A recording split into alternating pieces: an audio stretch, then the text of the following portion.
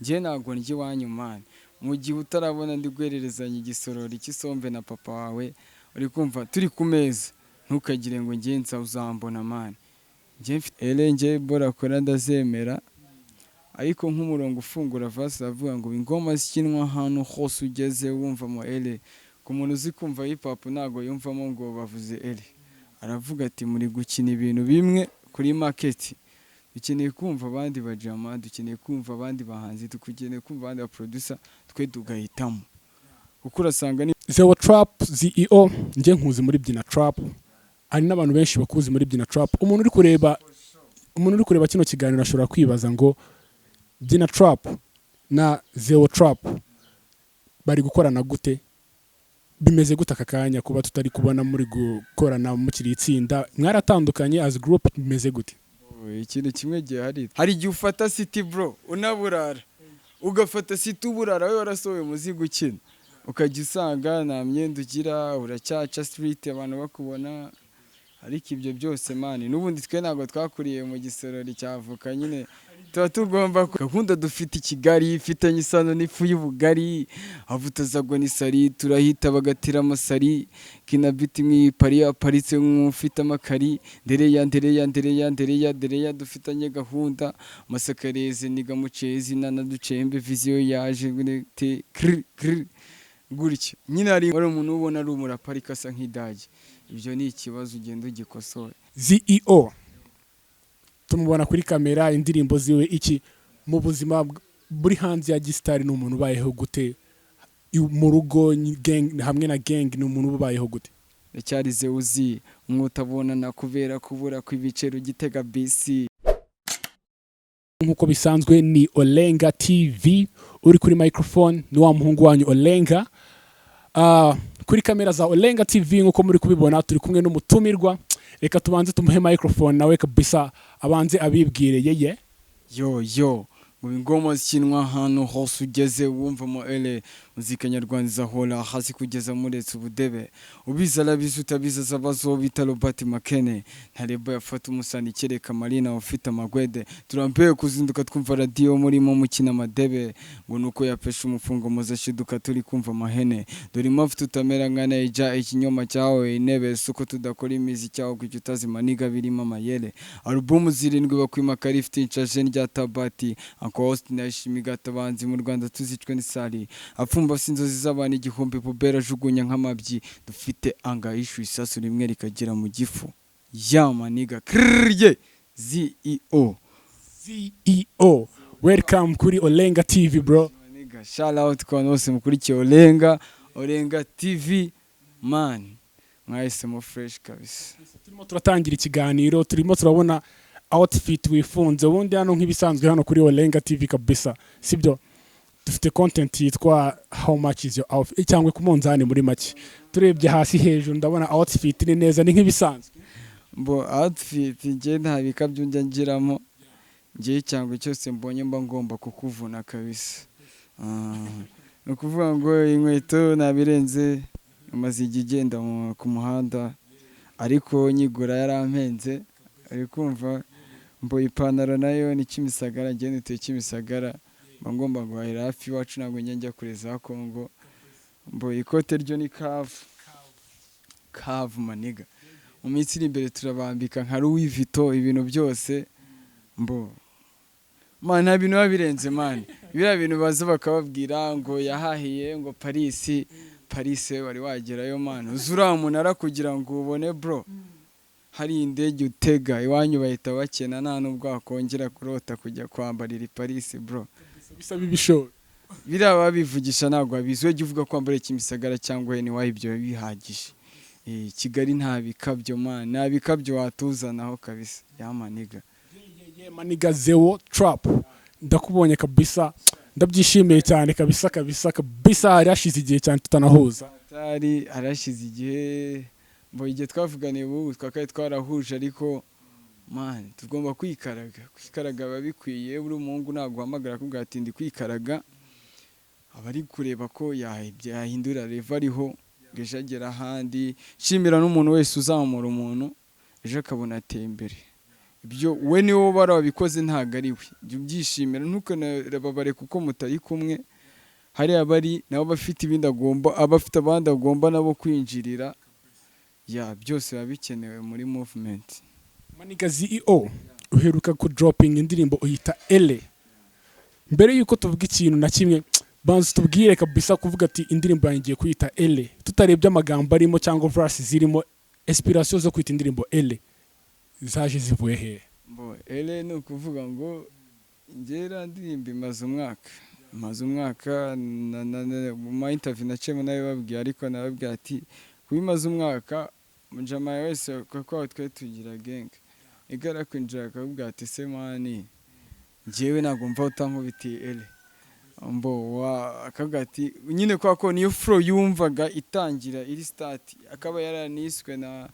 uncle akaba yariswe na makene ariko impamvu nyine niko kantu umuntu yafatagamo katangiraga hanyuma nge kuyaplodinga naravuze ati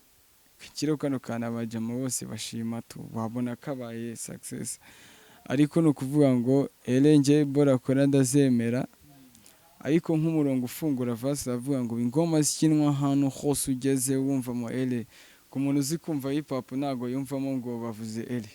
aravuga ati muri gukina ibintu bimwe kuri market dukeneye kumva abandi bajama dukeneye kumva abandi bahanzi dukeneye kumva abandi ba producer twe tugahitamo kuko urasanga niyo umuntu igari nyiri TV ari guhitiramo ibintu abantu bumva nyiri radio ari guhitiramo abantu bumva ntago abantu bihitiramo we shyira abantu mu kibuga barwane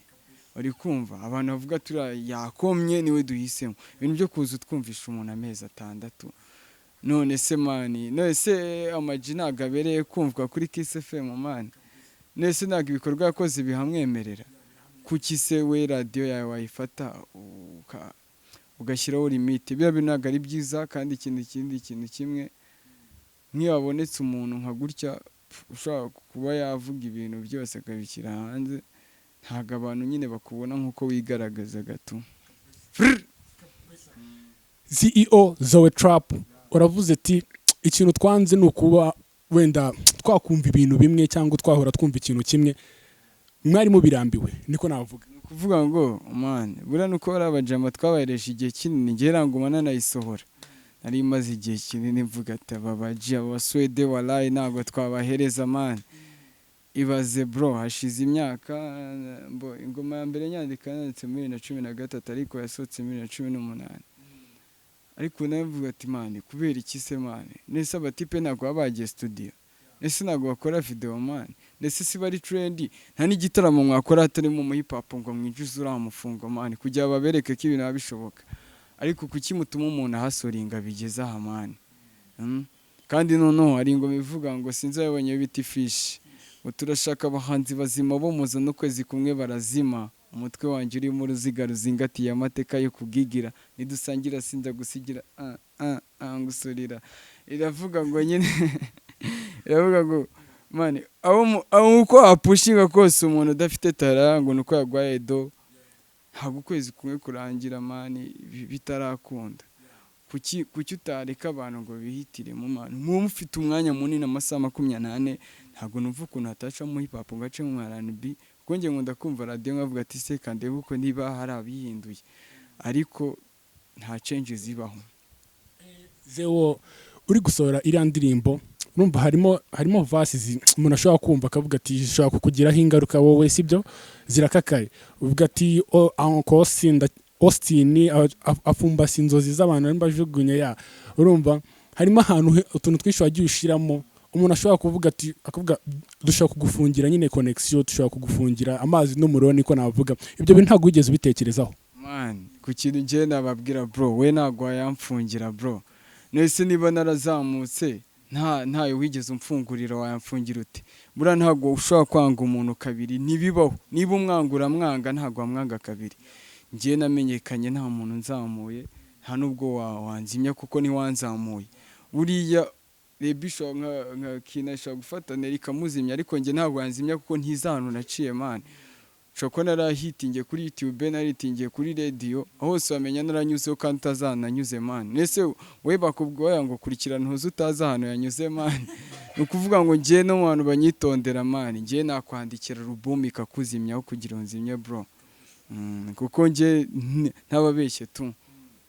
Igihe namaze kirahagije mbyigaho, ntago we waca intege bro. Kandi nakubeshye iriya boro nta nubwo ari disi, nabwiye umuntu igatuzi disi,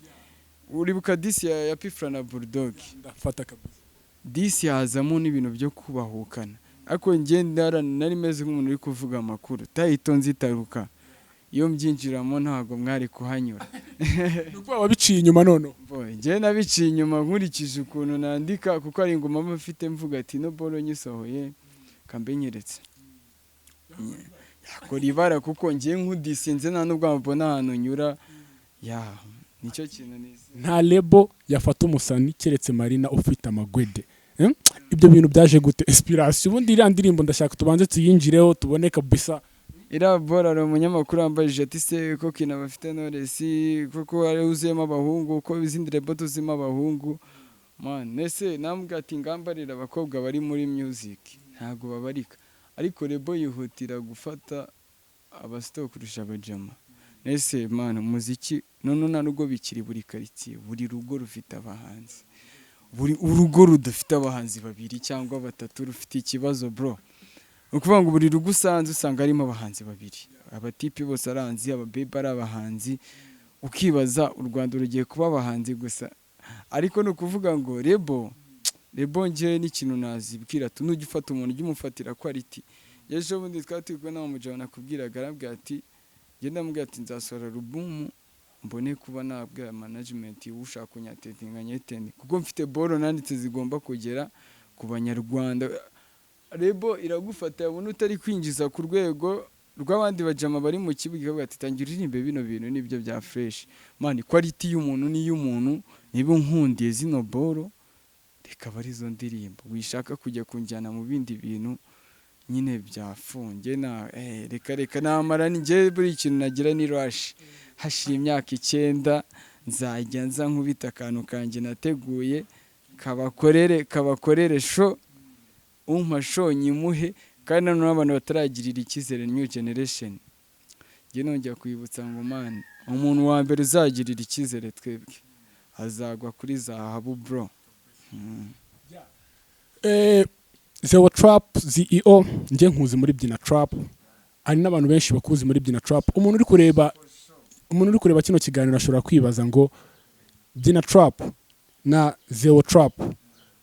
bari gukorana gute, bimeze gute aka kanya kuba tutari kubona muri gukorana mukiri itsinda, mwaratandukanye as group, bimeze gute? Ikintu kimwe gihe hari twaratandukanye, ntabwo tujya mu bintu byinshi, twaratandukanye, ariko mu gutandukana habagamo ko udashobora kuba wakikorana ukiba muri group, kuko ngiye nkanjye n'ijye wa creatinze group. Somo nakuyemo nuko ushaka gukora ibintu byawe bikagera kure, ntugakorane n'abantu benshi, kuko ntago muhuje mind. Twe twawe tubyina duhuza, hanyuma tujye mu muziki ntago twatuzi ko tuzabikora. Nyuma nitwahoza ko bati se niwikorana bori kaba viral, ntago tubishaka. Ushaka gukora hit wenyine, nacyo group gikunda kubaho, bakavuga ati man uri kugaragara cyane, ntago tubishaka. Bambwira ati se mfite ingoma mwatse tukayisura tukayishyira kuri channel, ko movement mubona isaba ibintu bifite imbaraga, ugasanga umwe ntabyemeye undi arabyemeye. None twe twari batandatu, twe group yari ifite abantu benshi, kugira ngo bose bahurize hamwe babwira ati tugiye gukora ingoma yitwa amazi y'abasada, yitwa iki, ni ibintu byabaga bigoye. Ariko ngiye ikineje ubundi nababwira ati man, group iragora, sinkeneye kubikumvisha, kuko ngiye ibyo nabonye birahagije. Ubu ndi ku giti cyanjye. Kiraho kuri group se ubona hatari ikintu, hari ibintu mutahaye abanyarwanda niko navuga, kuko haje amazi y'abasoda, haza mwakoze hit songs zigera nko muri zingahe, ziza zifata side yose kabisa igihugu mwagikabye. Mbona ko nanjye ndimo nabonaga ko mufite akazoza keza, mwari mufite kabisa imbere heza. Ese mubona mutaratandukanye hakiri kare? Nge navuga ko industry ariyo yaduciye intege man, kuko niba ashobora kubaho award man hari ibyo award byinshi byaje by'ubugoryi gute award ibaho nta group ibamo man iyo award harano yizi se nese ubwo si ubugoryi man gute award ibaho hatabaho upcoming artist ya muri hip hop akabaho n'umugra w'ibihe byose muri hip hop iza award zibaho award igikombe kimwe muri hip hop kibaye kandi hip hop ari babamanzi benshi man navuga ko twebwe twari ducibwa n'intege ibintu byinshi twakoze hafi umwaka nta gitaramo turatumirwamo bon twari benshi muno no group uramutse twinjiza umufungo yagusaza kuko group no buriya group abantu babazi ko ari 50-50 group abarimo umuntu umwe witanga akabaho undi muntu umwe uzi kwandika akabaho undi muntu umwe uzi kuririmba akabaho undi muntu umwe uzi kwinjirira abantu ni ukuvuga ngo muri ibyo byose harimo umwe ubona ari guta igiheto avuga ati man kuki turi benshi tukaba dukora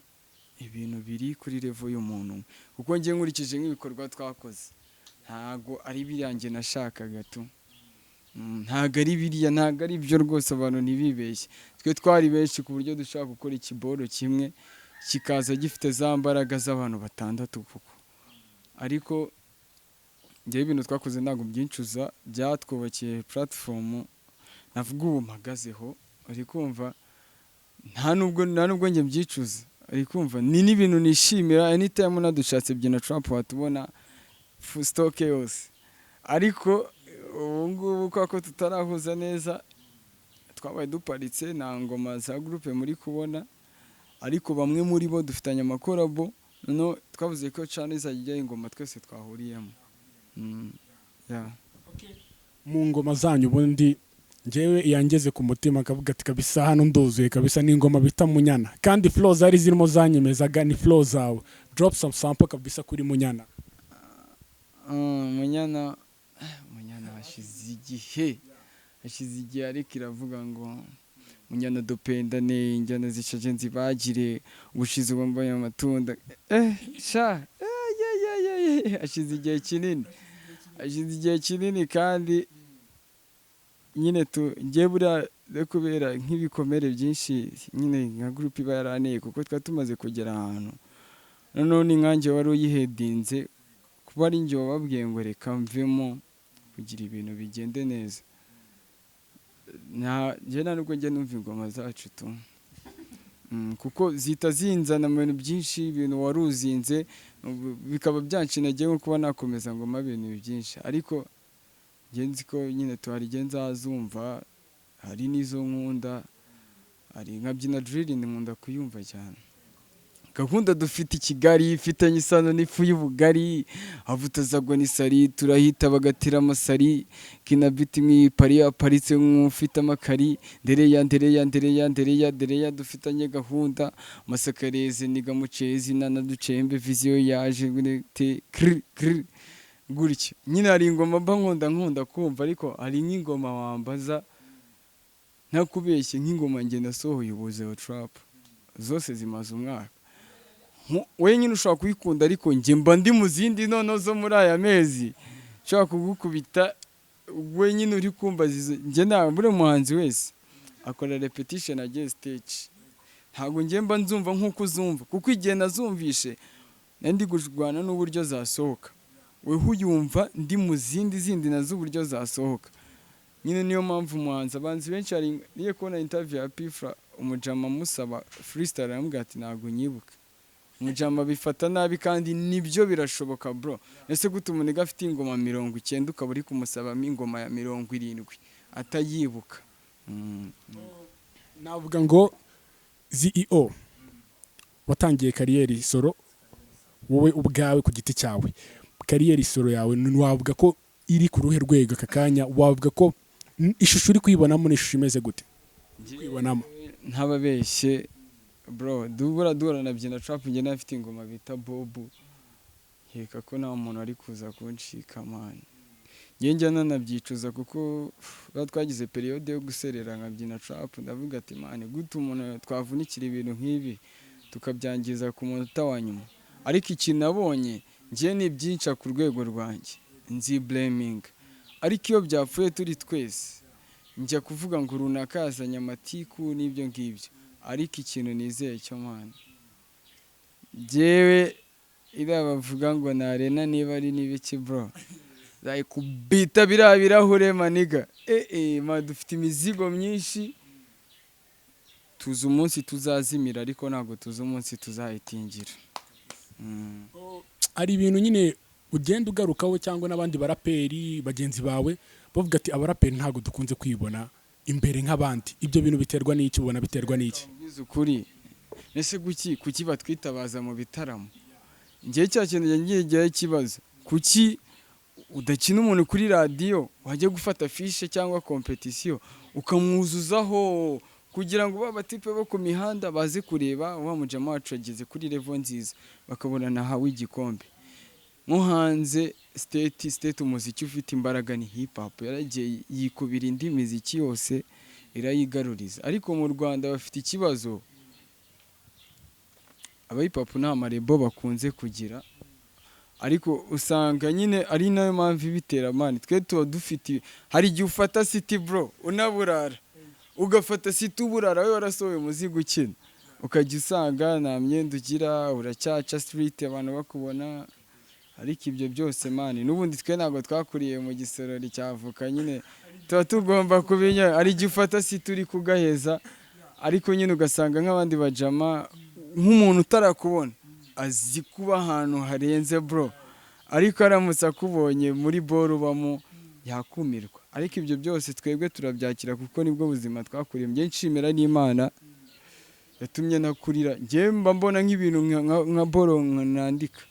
Impamvu zaje nuko nasorinze, iyo nasoringa mba nandika ibindi bintu by'ubugoryi, ariko impamvu ushaka gukora ingoma ikaba yafasha undi muntu, burari ingoma zirarenze. Njye ari nk'ingoma numva mu kazi nkagakora kakarangira nishimye, biriya bintu birenze kuko ntabwo umuntu yakifata akandika wayumva ukagira ngo yarakubonye. Biriya bintu birenze. Ikintu navuga kimwe, niba uzi ko ushyigikira umuziki nyarwanda weho, niba ukunze umuntu bimubwire, wijya gutuma ajya kunyura mu nzira ndende. Niba uzi ahantu wamugeza mubwira ati bro njye nakunze ibintu uririmba nakugeza hano, tubikore gutyo ube waregera aho ugeze. Kandi n'ujya ubona umuntu ageze n'ahantu agera we wibibabara, nyine zari inzozi tu. Mu ngoma z'aba upcoming artist zisohotse muri no periode turimo, indirimbo ele wayishyira ku mwanya wa kanga ubaye uri umujaji? Mbongeye buriya n'ababeshye kuko ntabwo njya n'imbuga mu bintu uteze kumva byose. Aba hip hop bose basohoka ndabareba kuko buriya niyo ngoma njya kuyikora njyaraniga nabwiye iyo turi mu kavumo njye nanariza umuziki nkabwira tuno ntagashoboye narashoboye unashoboye iki man. Mu bapeti bose basohotse nta muntu urasohoka uri mu kazi ntawe, kuko nyine hari ibintu bibaho, haza movement nshyashya, haraza school. Sinzi niba ari P4 yageze kubivuga ngo yajyaga muri studio akumva umuntu ari kuririmba akajyana bulldog, hasohoka akabona hasohotse undi mupeti avuga ati se ibi bintu n'ibiki byateye. Nyine haza Kenya Trap ukabona umuntu igari kuririmba Kenya Trap copy paste ari kwandukura, ari kumva ejo bundi uzumva nta peti bari kuririmba ariko nyine ndi kubabwira hari movement nibije we wita quality yawe, wego muri stable yawe uri kumva ni haza drill uyigwemo style zawe niyo success. Naho nujya kuvuga ngo ibintu byinshi urabizi twebwe ukamenye bagenzi bawe ntago babashika, ari kumva kinababwira nk'abahanzi barahari bari dope, ariko njyewe buriya ntago wankomera mu ishusho kuko nanjye ndi umu director. Njyewe wankoma muri vasi, niba uzi kutarandika vasi ngo zinkome ntago rwose iteze kumva nkwaminiye, ariko abajama barahari. Hadri movement yeruka mbo abajama njye numva abanzi benshi mbo trap ndayumva Ishkevine ririmba mbo oskuru yo ni yose kabisa bari buriya kera ntabwo wahitinga udafite impano, ni nacyo kintu baturusha uno munsi. Njye buriya nza kuvukira ahantu bahagaze nari kujya nandika za story z'abantu bahagaze nazo bakazikunda, na afro z'abantu peti bo mu ngaga barumva izo mu bahasara kubera iki nuko baririmba ibintu babayemo. Umupeti uri kuririmba hasomana utazi man, wiririmba cya gipolisi uhoramo tucyumve natwe dushinuke tuvuga ati wampeta bayeho neza. Ariko ikintu kimwe navuga, dukeneye abahanzi bari ruriko wandike ya ngoma itazasaza, wandike ya ngoma. Njye nkunda kwiyumvira Jay Polly man. Jay Polly yaranyisipiye bya Top Gang yose, shout out kuri mwebwe. Njyewe movement yose, njye movement usibye unavuga old school kera kuri Kenya trap zose narazirebaga. Nanjye aranifuzaga kwa attending ariko nkabura amahirwe. Baje mbareba ariko umva ndabumva bura n'umuhanzi uzakubwira ko atumva abandi uraba ari ikigoryi ko njye njya mbona nk'umujama bamuzi ati se runakura muzi ngo yango umupeti nawe nzi ibyo bibora bari ubugoryi man. Nose kubivuga ejo bundi umuntu akagucaho mani. Njye bura umuhanzi wese uvuga ko atanzi yarigeze kunyumva, tugihura nta nubwo mba nkuzi, n'umuntu wambaza nanjye mpita mvuga ko nakuzi kwaka kebo kagiye bamugarura. Kandi buriya muri generation yeka ko njye bura n'abapeti dukunda kwikoranira, njye ntabwo njya nizerera muri collab. Njye iyo unya approaches ukambwira ati mfite ingoma waza ukagwamo, ndaza nka iyo numvisha ubikora. Kuko nanone manu ugiye muri collab regashi dufite collab nka 300 ariko peti umamagara ngo n'uyinyagatare ngo ndashaka ko dukorana. Ngati njyewe ingoma yawe nyumve, ni numvugwamo neza turakora, ni numva utabikora yahuza. Uri kumva? Kuko nanone hari igihe mani biba bikwiye tu. Njye iyo numvisha ingoma iryoshye biranyespira kuba twanayikora tu, niyo twanayifatanye uri umwapkaminga. Ariko abagra bafite ikibazo cyo kuta appreciatinga abapkaminga, kuko njye sindi n'umwapkaminga bro.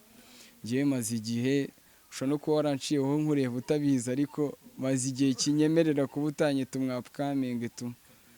Njye ndi generation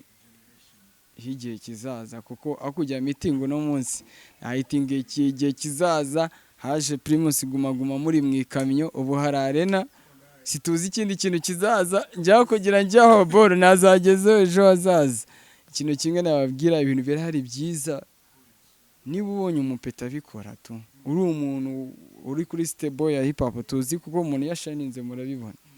Appreciating mukuru runtu, kuko ne mushobora kuruntu rukaguru kubu turi mu biboro byambuka, ntago tukiri kwemeza abanyarwanda. Dukora ikiboro tukibone Naija, tukibone Ghana, tukibone Kenya, kuko no bumva Madrid. Ya nta kindi kinabwira, ariko abapeti bari kuza afite amavuta ako barabura imyandikire ya mani kabisa. Zeo ati za Primus guma zaraje zakingo muri mwikamyo ebana hagataho kabisa. Je nakubeshye nta competition neze kujyamo mu Rwanda, kuko ntago bikiri competition, byabaye ikene wabo. Umutipe niba aziranye n'umuniga uri kujajinga, urajyemo kubite bolo ziri dope ahita gutwara igikombe. Jya kugira nyangiriza izina man, jya utsanga kuri channel ureba ibintu nakoze maniga, ntago uteze kumbona kabisa. ZEO tumubona kuri kamera, indirimbo ziwe iki mu buzima buri hanze ya Gistari, n'umuntu ubayeho gute mu rugo gang hamwe na gang, n'umuntu ubayeho gute? Ndacyarize uzi umwutabona na kubera kubura kw'ibicero gitega BC. Ndacyarize uzi umwe wagusabye muri duki ufite gusanya umukamwe amazi. Ndacyarize uzi umwutsapi byabonye mbyuka mu gicuku nidutinzwa n'amapasi. Ndacyarize uzi umudahereza abaginga mu muziki baduhejeje hasi. Ya nuko mbayeho njyewe ndasanzwe tu, ndasanzwe negereje ko ubuzima buhinduka. Hari umuntu ubaho ubuzima bwa Gistari akagira burarenze. Twe twabayeho muri Byina Trap ubuzima burenze bw'abastari tu, ariko ntago bihindura uwo uri we. Yo hitishize mu Rwanda nicyo gitandukanyizo cy'ibindi bihugu. Tugaruka mu nyanya kabisa, mu nyanya ukagaruka ukajya guhaha bakakubona, ugatega bisi bakakubona, ibyiza ku muri roki n'ukirukire uri kumva. Ariko wibigira ibintu bya danger man, kuko ni time man haza abapeti mu Rwanda ikirbi ikintu makundira wari ya podetinga. Uganda nta drill bagira, Burundi nta Madrid bagira, baracyari muri old school. Ukuvuga ngo hano mu Rwanda ushaka kwirata akantu ubonye gato, ejo akaza undi muniga akaguhanagura ugasubira hasi. wibaruka uciringe na generation yose ije nkeka ko ari byo byatuma umuziki wacu ugera kure tu. Zeo, iri tangazamakuru turimo twese uribona gute ku kintu kijyanye no guha support abahanzi ya new generation cyangwa aba bimazemo igihe, dore ko wanatubwiye ati jewe ntabwo ndi umu upcoming artist, ndi umu artist ubimazemo igihe kandi ufite imbere nshaka kugira ngo ndi umu full rapper. Full rapper we ni ukuvuga ngo kera wabaguze ikintu bita kwambara, uzi ikintu bita kwandika, uzi ikintu bita kugwa beat, ndavuga osikuye aba Tupac, uzi ikintu bita ama beatbox, uzi kwa actinga, muri umuntu ubona ari umurapari kasa nk'idage. Ibyo ni ikibazo ugenda ugikosora, uri kumva. Ariko ikintu kimwe navuga, njye ntabwo ndi umu upcoming man, kuko no kuba numva hip hop ubwayo sisi z'abaniga b'abanyamakuru usanga bazinjyana guhera igihe yaziye kugeza igihe iribo. Abafite mu mutwe hari utuwa mu hip hop uri trend ubu ngubu, kuko abazi n'icyo ubura n'icyo ugezeho. Njye nyine bari n'abajama njya mbona hanze baye ibikombe by'aba hip upcoming bakareklama. Ubundi ibikombe ni ibiki se? Twe ntago ibyo tubibara. Twe ari ubundi bore ivuga ati ningira Imana njye nkumva mwumvishe boro zanjye. Ibyo by'ibikombe nabyo nyene, igikombe nayo nyene no kumva ingoma yanjye. Niba warayumvishe, wumvishe boro, wumvishe ko nshoboye, wumvishe ko wangirira amahirwe ari kubura umwanya, nta kibazo. Ariko ikintu mbona muri industry ngiye ibintu byabamunyangire, njye ari nk'abajama nagiye ndirimba, undi mujama baziranye namuhamagara ntawe yanyamuhamagara kubera ko naririmbye umujama buziranye. Njye ntago njye wanyumane mu gihe utarabona ndi guhererezanya igisorori cy'isombe na papa wawe, uri kumva turi ku meza, ntukagire ngo njye nza uzambona mani. Njye mfite boro zanjye zinyemerera kuba nagera ahantu hose nshaka mu gihe umuniga boro yayemeye. Ntago njye niyo nsohoye umuzigo nimero ngerageje kubona ndaguhamagara nitwa runaka nkakwandikira, nugira amahirwe ukabona ino message uzantumire ndi tayari. Ako nutantumira njye nukeke ko uzantumira hari aho byageze ngo nzaza bro, njye mbarira itariki nakwandikiye. Itaraza utarabona kabisa, wantumiye ukantumira muri 2022 ntago uzambona. Nzaba ndi Niger, nzaba ndi Paris man nzaba ndi kuguruka, nzaba mfite amababa, nzaba ndi muri jet. Kandi nibyo byose bitabaho, ko buzima tubamo turabumerita, ntago tujya tugira rush. Zeo, nibiki teganyiriza abanyarwanda, nibiki biri mu gikoni none ku cyazo cy'umuntu ugira ikibazo cy'indirimbo nk'umunika wumvaga indirimbo yajya akambwira ati mani nese mani ngo nk'indirimbo nyuma yayo ngo azazindi imeze gute, wowe ntukumve ati yanjye ngo itumva ko indirimbo zanjye zose zikomera ko nk'indi freestyle ushobora kuzazivuga ku basitari, ushobora kuzazivuga ku bakobwa, ushobora kuzazivuga ku bahinzi, ushobora kuzazivuga kuri life tubayemo. Ntago njye uzambona ahantu hamwe, uri kumva. Icyo kintu nababwira, mfite ibintu byinshi. Iyo umuntu abikunze arabishyigikira, iyo utabikunze urabireka bro, kuko ntago turya iwanyu, uri kumva. Ira fact man, uriya muntu wayizanye njye yaramfashije cyane, nabuze ikintu nzajya mvuga kigata gituma ntaguma kuvuga ibindi bintu byinshi, kuko njye nkunda kuganira. Ntago ndya iwanyu, niba utamfashije ubwo ntago nakwemeje. Kandi buriya man nta nubwo wakemeza abantu bose. Niba njye ntakwemeje imbaraga zanjye ni nkeya, ariko niba nakwemeje gerageza buryo cyo watuma hari ahandi tutuma n'abandi tubemeza. Zeo, ni umuntu ukora, ni umu artist, nta kindi kintu akora mu buzima. Nakubwiye ndi umu artist wuzuye, njye ndashushanya,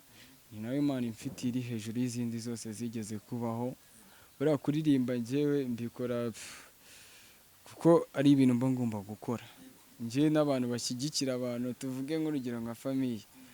kuza unshyigikira ukambwira ngo mve mu bintu ndimo njye mu bindi, ntabwo uteze kumbona, ntabwo ndya iwanyu, uri kumva. Kuza unshyigikira mu bintu njyewe ngo urabona ngo uri mu bintu by'imiziki, ngo wabivuyemo se ngo nkaza nkagushingira ngo stoke ngano kawiconga mani njye ntabwo ari umuhamagaro wanjye mani, habayeho ba Nowa, habaho abantu bakora ibyaha, kuki se Nowa yabayeho mani? Nanjye Imana yamitemo kuba umusani, uri kumva, niba unshyigikira mu muziki, niba utanshyigikira bireke. Abaraperi nyine to ntago dukunze kubabona nyine barimo baradetinga ZEOTRAP ku bintu bijyanye no kuvuga ati mfite icyana cyanjye hano ku ruhande, ni ibintu ufata gute ZEOTRAP? ubundi se ufite kabisa? Njye cyakora icyo kiboro narakijuriye ejo bundi, igihe yaraboro nari ndambaza ati kuri Saint Valentin azaha iki umukunzi wawe, nabwira ati mwana njye naka Jordan, njye ntabwo ndacyari muri tuke muri bibiri, kuko hari ukuntu nyine nk'umuntu ukijya mu rukundo vuba abona akana bakundanye ngaka ngaka ngiye ngo niyo wama twashakana mwana, ibyo bintu ntabwo bibaho mwana, wowe ushaka mu gihe gikwiye mwana, kuko urugo ntago ari iwanyu, urugo ugiye kuba umupapa, kandi buriya n'abantu bose bakoze umuziki warabibonye, iyo umaze gushaka ntabwo biba bikiri za mbaraga, nk'uko uri kumbona mfite ndi hoti, ejo naba mfite ndimeze nk'igikoma cyahoze ndi kuvuga ati abapeti nimuze muri kubasha, kuko kubera iki mufite kibwa bashaka umugati y'amafaranga negwa pro, avuga teka nzakora ingoma imwe mbe nyeretse, kuko umupeti nabarenze. Ariko ikintu kimwe nababwira, njye mba nshinzwe gukora umuziki, ntabwo mba nshinzwe gukundana. Njye niba duhuje ntabwo navuga ngo nagukunze, nagushagariye, njye nagushinutse, uri kumva, nutabinkorera ntabwo ndya iwanyu, njye nzahora n'undi mupeti mu Gitega ahita ntamo bro, uri kumva njyewe niba ubinkoreye njye buranishimiye. Buriya ikintu nabonye mu basitari anakubwira cyaruyo,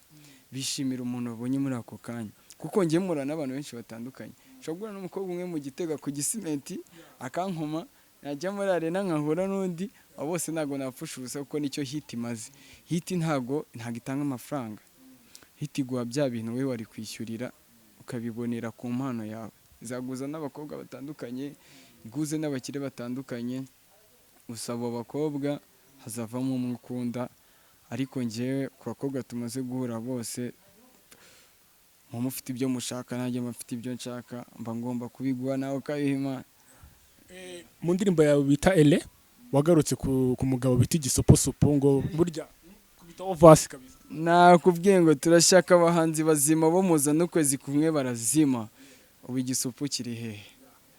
Kiri muri waki. Igisupu nacyo ntabwo turi kukibona, kandi cyagiye gikubita abantu bagatanyuka. Ngende bukanabonye iwacu umuziki kibera mu ntara, mana umuji yarakubise, yeze kubita turi muri stade akubitira hanze, twese twimuka tureka match, abantu bose baza gushongera. Ariko se uwo mwanya wo mu promotingamo impano 3 haba habuzemo imwe ikiri gutrendinga, ari kumva mwe mwishaka ibintu byo kugigiza umuntu umwe, kuko ibyo boro twaranabihaze. Ngewe burasinjyana numva radio, ariko impamvu ntayumva no kubera ubugoryi mwamuzana bro, ari kumva, kuko ngiye buranuzakeke ko nzaguhamagara ngo ngiye nkeneye kuzawa boro man, ntageze se napfa man. Ubundi kubera iki tuba abastari man? Ngiye nshobora no kuba umusitari ku giti cyanjye, popular lona man. Ubundi drill buriya yari yaba bapeti batigeze bagira amahirwe yo guhitinga, ahubwo ukagira amahirwe yo kumva ibintu batekerezaga. Ngiye ntabwo nkeneye guhitinga, wanyumva utanyumva ngiye nzaguma ndizeho. Ngiye nifite ubuzima nibereyemo butarimo bw'abastari, nimbona umungazi wanjye nkabona icyangwe cyanjye, kandi nawe ntumbone nabi. Ntaribi rwose, nta gitima kibi. Izo show zanyu mujye muzitumiramo abantu mushaka, dufite abantu dukuriza muri ghetto life. CEO impamvu je nari ngarutse ku gisoposopo wanakiririmbye no muri wanashyize muri no mu ndirimbo yawe ele,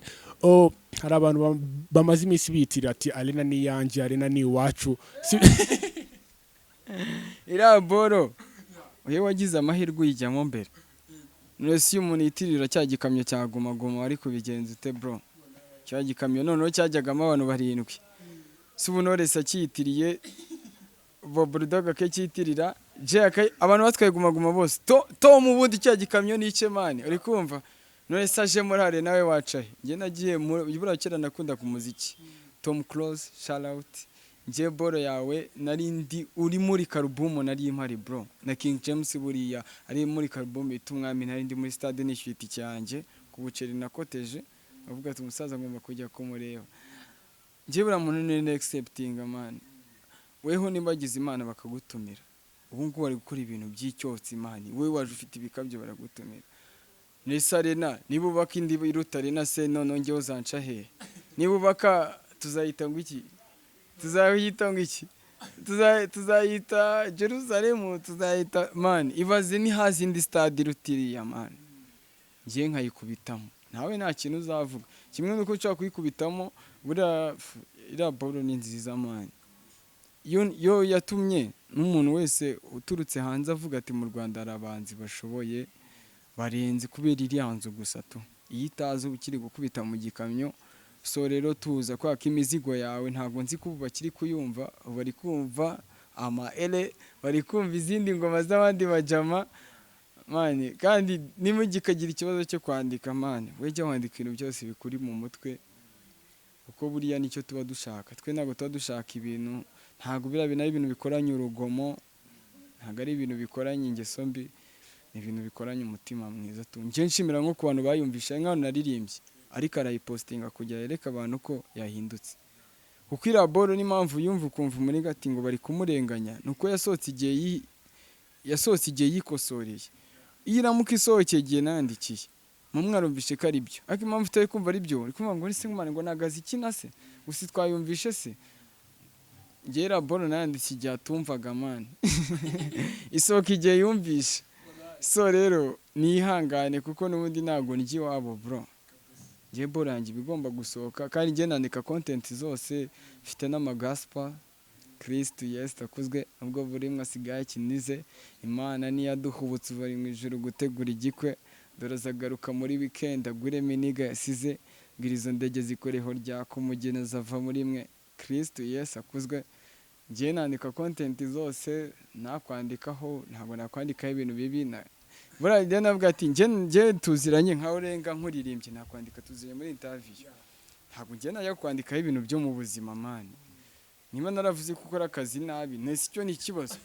ugakora nabi nyine uri kumva kandi buriya nujya ubona abantu bakogeza abo barakubeshya njye ninjye muntu w'inshuti yawe wakubwije ukuri nabwo turi gukora ibintu nabi hinduka ariko ibintu by'umuntu uzi kuvuga ngo mani gurarenze kugira ngo mu mwiyokonyage yahuzo CEO wallahi ni fresh turimo turagana ku musozo w'ikiganiro cyacu ni ibiki bikiye abanyarwanda bakwitegeho iki njye mfite turoma y'imizigo dufite gengo bita zombi z'umuziki twakoze umuziki turashokongora turiyogoshesha umusatsi urongera uramera dutegereza ko ibintu bihinduka biranga ariko ntabwo umuntu uzagira amahirwe akatugwaho bwa mbere azabagwiriye zahabu ntabwo ari igikabyo ntabwo ari ugutwika turi hano kuvuga ubuzima tubayemo life tubayemo ariko niyo nzira ducamo twese turabizi bihera hasi njye n'impamvu nemeye guhera hasi nuko nzi ko nta minota bintwara ntabwo nenyewe ko twahera ahantu twari tugeze naremeye nsubira hasi ndapfukama nkakubwira wambabariye ukantumira wabyanga ukabyanga kuko niyo nzira bicamo buriya njye n'ikintu nemera buriya even na elemani njyewe umuntu wese nzi wa safarinzi ntabwo namushyira hasi ariko mbonye utannye nakugarura bro ari kumva ariko mu bintu byose nyine weho jya ukora ibintu bikigaragara iyo bimaze kurenga inkombe ntabwo watugarura ukunze kugaragara nk'umuraperi uvugisha ukuri dore ko n'abaraperi akenshi bose bavugisha ukuri muri vasi zabo ntabwo mujya murya imboga niko navuga cyantunguye amaze gucaho nka generation ebyiri numva muririmba ibintu by'ibigoryi mani ntabwo nabahereza niyo twadusangira icupa ntabwo naguhereza mani iyo n'ingoma numva abajamange bose arabizi ni iza kera njye nshaka kureba ikintu wasohoye nkakireba ariko mu minota ibiri mba maze kubona ibintu uri kunyereka niba mbona nta kintu kinkoma ndongera niyumvire karite yanjye nta ribi kabisa iyi ngoma ele ubona ari iki yahinduye ku rugendo rwawe muri industry ubona ari iki yahinduye ingoma ele kabisa ikintu yahinduye ko tutinginga abantu mani uri kumva njye nkubiri hiti ariko njye nzi ko izahitinga mu mezi 8 ari imbere none tugira ikibazo cy'uko impamvu ubone bolo yabaye hiti zira views bagira miliyoni ntabwo twe zatunanira ahubwo bagira ikintu cy'uko asohora boro yo ugatumenya ko Gatsata yasohoye njye se babimpaye nkareba ko bitaba ariko njye niba nyisohora bikarangirira kuri WhatsApp bikaguma kuri rwa rukundo ruguma ruyisunika ibaza imbaraga mba nakoresheje bro ejo bundi na postinze ngo twagize 2020 tutarya iwanyu ibaze turamutse turya iwanyu mwaba mudusharinga bingana iki mbyuka borange nkamva kuri radio runaka nejo boro runaka ira boro yabimaze kugira ariko kubera ko izajya kugera Nyagatare ibaza uwo mupeto uzabakatishije itike azaba afite urukundo rw'injyana natajya yose nzaguma Kigali honyine ariho nwikira ariko boro nababwira tikwaye boro ifite quality turi kuba hip hop ya nyayo nk'abajama yumvisha barayikunze bakuru nicyo kintu nakunze bura nujya wemeza abantu mungana uwo buri hasi nujya wemeza umuntu kuruta wagutanze mu gakino aho ngaho uri dope abonye umuntu wanamusimbura mane bura nta muntu kera wajyaga kuri inkoni atabanye umujama mukoma ye man kabisa dusoza ongera ushire kuri flow za ele dusoza ikiganiro kabisa sumba kubite ele mba kubita iki mfite boro nyinshi ntago nawe kubita ele ndaba kubita iyo bita ifishi noneho ya mfite ifishi banyita umufisha nubwo izi njugu zinshijugudira amabica bashakaga bica no kuza gunyero tukanywa amabiya inyuguti ziba mu migina usoma ho rimwe kane niyo nzira umuziki harimo tuyira ushaka kunyura musabwa kuziba maze ubundi turebe la liga ufite ibiceri ni ukora izina kandi ubwo wumva arizo nzima twe kazijya amatwi tarazimira turashaka abahanzi bazima bo muza no kwezi kumwe barazima umutwe wanjye uri mu ruziga ruzingatiye amateka yo kugigira nidusangira sinza gusigira ufata kuguru gusurira turabaza mutoro busurira ngo nuko ikipe yanyu ifite sugira iyo hiti nge sinayitikira kuwunza umubuni ijoro batikura iyo nandika vasi ndavutura subiza impamvu njya stage nimbutura ngira idini ryari dufutura muri hip hop ni habe gucumura ubukode bubura mbazimura mbambabari ikibuga ndagicukura sinacimba indege tutanganye ibiro yamutse imfatiranye ndi mu biro ubwo borize zaka kumuriro ye Zeo kabisa wakoze kwitabira hano kuri Olenga TV